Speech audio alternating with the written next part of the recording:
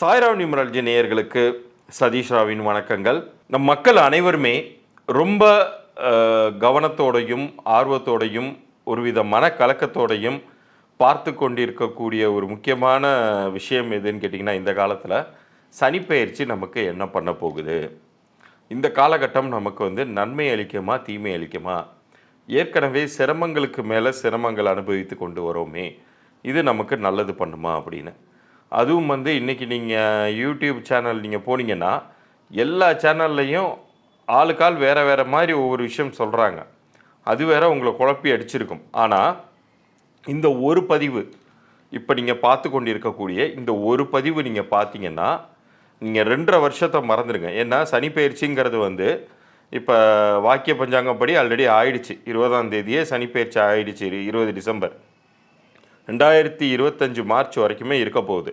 ஆனால் நம்ம ஸ்லோவாகவே போவோம். இந்த ஒரு வருஷ காலம் எப்படி இருக்க போகுது, சனிப்பெயர்ச்சி என்ன பண்ண போகுது அப்படிங்கிறத நீங்கள் புரிஞ்சுக்கிட்டிங்கன்னா, அடுத்தடுத்த காலகட்டங்களில் நீங்கள் நல்லாவே சேஃபான பிளேஸில் வச்சுக்கலாம். இதில் நான் அனைத்து ராசினருக்கும் சொல்ல விரும்புவது என்னவென்றால், எல்லாருக்குமே இந்த காலகட்டத்தில் ஏதோ ஒரு வகையில் வாய்ப்பு கொடுக்க தான் செய்யுது. அது சனி பெயர்ச்சினால் இல்லைன்னாலும் குரு பெயர்ச்சினால் நிகழவே போகுது.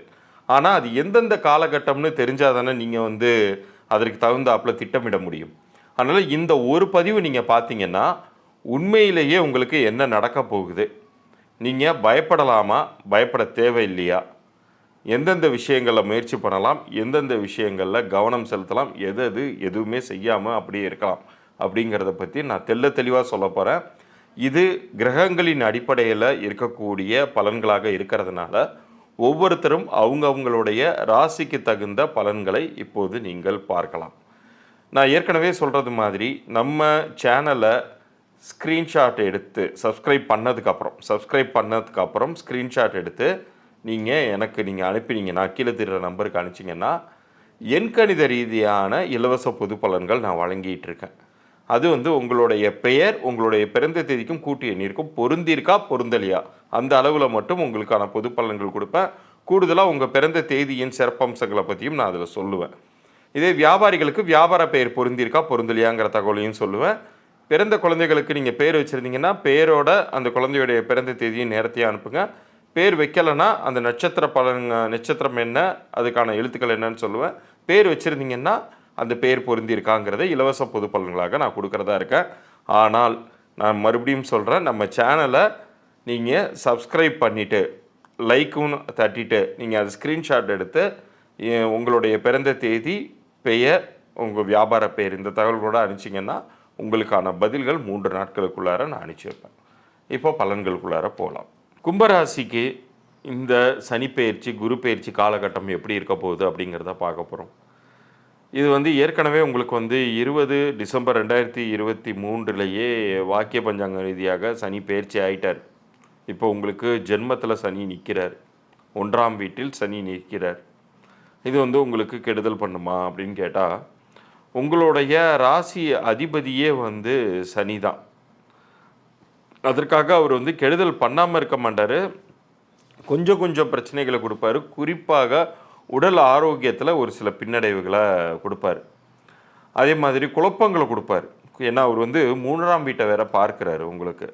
அப்படி பார்க்கும்போது கொஞ்சம் குழப்பங்களை கொடுக்கவே செய்வார் உங்களுக்கு. ஆனால் ஒரு பக்கம் சில நன்மையான விஷயங்கள் நடக்கும். எப்படி நடக்கும்னு கேட்டிங்கன்னா, குரு சும்மா இல்லைல்ல. குரு இப்போ உங்களுக்கு 3ஆம் வீட்டில் இருக்கார். ஆனால் அவருடைய பார்வை பலம் பார்த்திங்கன்னா 7ஆம் வீட்டில் விழுவுது.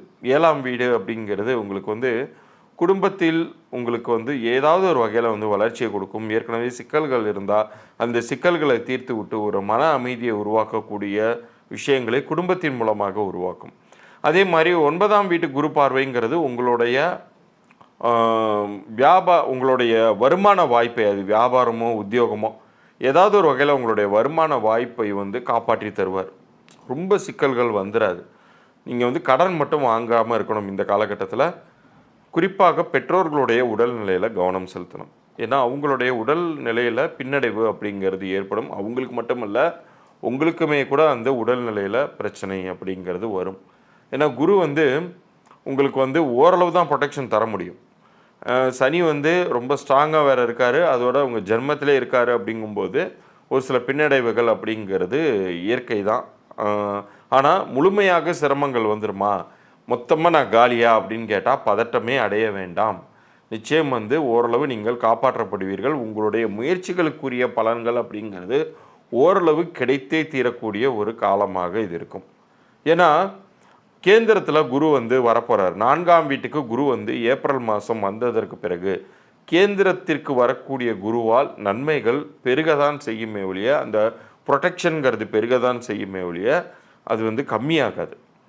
ஆனால் நிறைய நேரங்களில் பார்த்தீங்கன்னா இந்த கும்பராசிக்காரர்கள் அவர்களுடைய நாக்காலே கெடுவார்கள். அதாவது நாக்கில் சனி அப்படிம்பாங்க இல்லையா, அது மாதிரி நீங்கள் வீண் வாக்குவாதங்களை தவிர்த்தாலே பாதி பிரச்சனைகள் உங்களுடைய லைஃப்பில் சால்வ்டு. இந்த 2024 பொறுத்தவரை 50% ஸ்கோரை வந்து நம்ம உங்களுக்கு கொடுக்கலாம்.